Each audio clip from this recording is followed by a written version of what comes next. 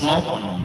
সুখদেব গোস্বামী বললেন সর্বাত্মা, আর মহাপ্রভু বললেন সর্বাত্ম, আকারটা দেয় না, সর্বাত্ম স্নপনম। স্নপনম মানে হলো স্নান করা। আমরা সবাই যেমন স্নান করি, ওটাকে সংস্কৃত ভাষায় বলা হয় স্নপনম। মহাপ্রভু বলছেন তোমার কৃষ্ণ কথা শ্রবণ কীর্তন হলে তুমি স্নান করে ফেলো, তোমার দেহ এবং মন দুটোই স্নান করে। আর জলে স্নান করলে দেহটা স্নান হয়। তাই আমার মহাপ্রভু বলছেন কৃষ্ণ কথার আসরে বসো, কৃষ্ণ কথার ভক্তদের সঙ্গ করো, তোমার আস্তে আস্তে যে হৃদয় সরোবরে ফুলটা আছে আপটা সেটা নিশ্চিত ভাবে ফুটবে ফুটবে ফুটবে। সর্বাত্ম স্নপনম পরম বিজয়তে শ্রীকৃষ্ণ সংকীর্তন। শ্রীকৃষ্ণ অর্থাৎ কৃষ্ণ সংকীর্তন। কৃষ্ণ সংকীর্তন যেহেতু কৃষ্ণ গান খালি না, সংকীর্তনকে বলা হয়েছে সবকিছু দিয়ে। এই যে ভোগ হবে আছে এটাও সংকীর্তন, কৃষ্ণ কথা হচ্ছে এটাও সংকীর্তন, কৃষ্ণ নাম শুনছেন এটাও সংকীর্তন, কৃষ্ণের জন্য আসর বসানো হয়েছে ভাগবতে এটাও সংকীর্তন। কীর্তন হচ্ছে সংকীর্ণ অর্থ, আর সংকীর্তন অর্থ হচ্ছে ব্যাপক। আজকে সুখদেব গোস্বামী মহারাজ পরীক্ষিতকে বললেন কৃষ্ণ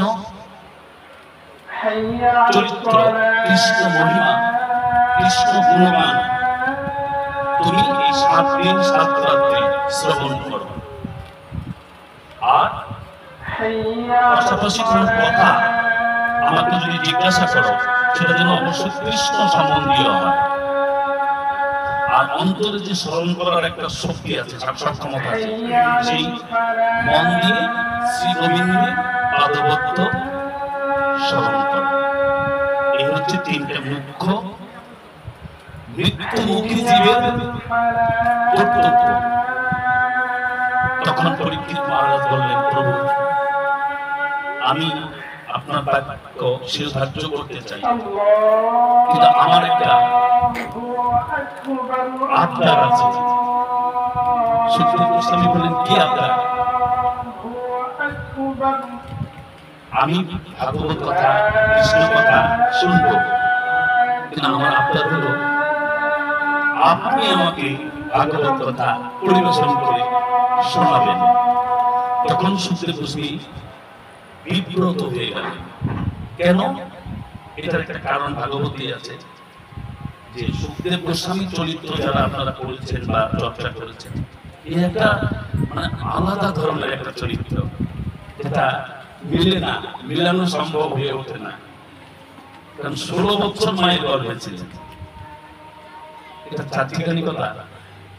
তারপর জন্ম নিয়ে থাকলেন না, মার কাছে থাকলেন না, বাবার কাছে থাকলেন না, সঙ্গে সঙ্গে বনের দিকে রওনা হলেন। কি আশ্চর্য না? কোন সন্তান কি মা বাবার ছেড়ে বনে যায়? কিন্তু অত ছোট্ট বয়সে 10 মাস পরে জন্ম নিলে তো যাওয়ার কথাই না। কিন্তু 16 বছর পরে জন্ম নিয়েছে, 16 বছরে মায়ের গর্ভেই সে সুঠাম দেহের অধিকারী হয়েছে। মা অনেক কষ্ট পেয়েছে, এটা তো পারমার্থিক কথা। এখানে অনেক বিষয় আদি আছে। মায়া শূন্য পৃথিবীতে তিনি জন্ম নেবেন, এটাই ছিল তার গোবিন্দের কাছে থেকে প্রাপ্ত আশীর্বাদ। কিন্তু মায়ের পেটে আসার পরে সব সুখদেব গোস্বামী ভুলে গেছে, ব্যাসদেব ভুলে গেছে, সুখদেব গোস্বামীর মা বিবৈরী দেবী তিনিও ভুলে গেছেন কি হচ্ছে আসলে। তখন সপ্তাবেশ অবতার ব্যাসদেবকে বলা হয় সপ্তাবেশ অবতার। তিনি ধ্যানে বসে গেলেন, একেবারে কৃচ্ছতা সহকারে অত্যুগ্র ধ্যানে গোবিন্দের কাছ থেকে একটা বাণী পেলেন, দৈব বাণী হিসাবে, যে তোমার ছেলে পৃথিবীতে ভূমিষ্ঠ হবে, তবে তোমার প্রার্থনায় জগৎকে ক্ষণিকের জন্য মায়া শূন্য করো, তাহলে সে আসবে। তাই হলো। তারপরে বনে গমন করলেন, পেছনে পেছনে সুখদেব ব্যাসদেব গেলেন, ওহে পুত্র কোথায় যাচ্ছ? এই যে আমি তোমার বাবা, ওই যে তোমার গর্ভধারিণী মা কাঁদছে, তাকাচ্ছে না। সুখদেব গোস্বামী তাকাচ্ছে না। দেখেন চিন্তা করে, বাবা ডাকছে, মা কাঁদছে যে ছেলের জন্য, সেই ছেলে তাকাচ্ছে না, কারণ তাকালেই তো মায়া। এই যে মা বাবা, স্ত্রী, স্বামী, পুত্র, কন্যা, বন্ধু বান্ধব, ভাই বোন, এগুলো হচ্ছে মায়ার টান। এগুলোই আমাদের ভজনের প্রতিবন্ধক। মায়া থাকলে চলবে না, মায়া ছাড়তে হবে। এই উদ্দেশ্যেই সুখদেব গোস্বামী চলছেন। ভগবান আবার একটা বিকল্পগত ব্যবস্থা করেছেন যে মায়াও দরকার আছে।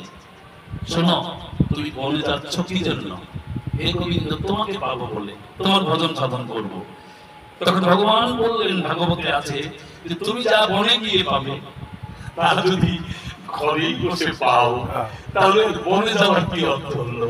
তাতে বাড়িতে থাকলে তোমার মা বাবারও বাৎসল্য, অপত্য, স্নেহ প্রদান করতে পারবে, আর সেই সঙ্গে তোমার প্রাপ্তব্য কৃষ্ণ ধন তুমি ঘরে বসে পাবে। কিভাবে?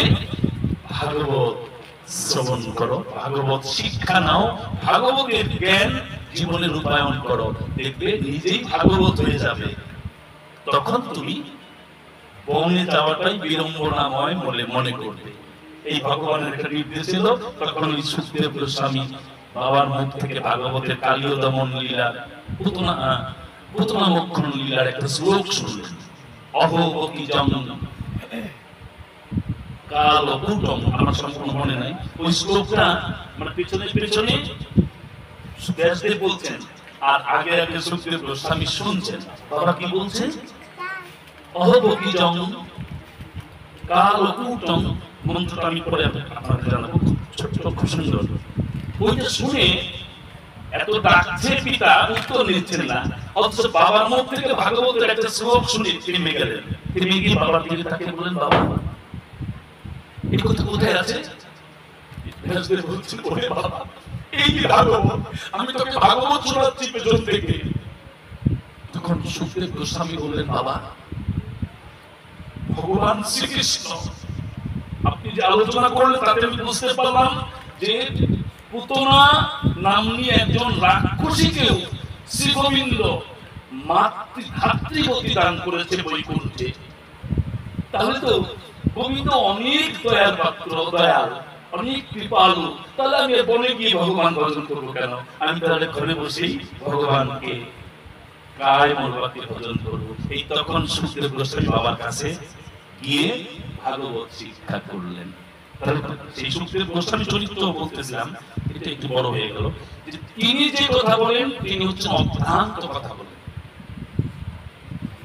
কোন কথাই যেন ওনার ফাঁক থাকবে না। ত্রিকাল সত্য কথা, উনি হচ্ছেন ত্রিকালজ্ঞ।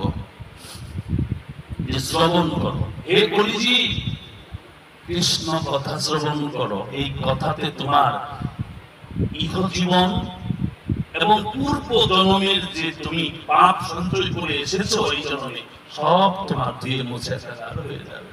নিশ্চিত ভাবে তুমি 100 পরমানন্দময় শ্রী গোবিন্দের চরণে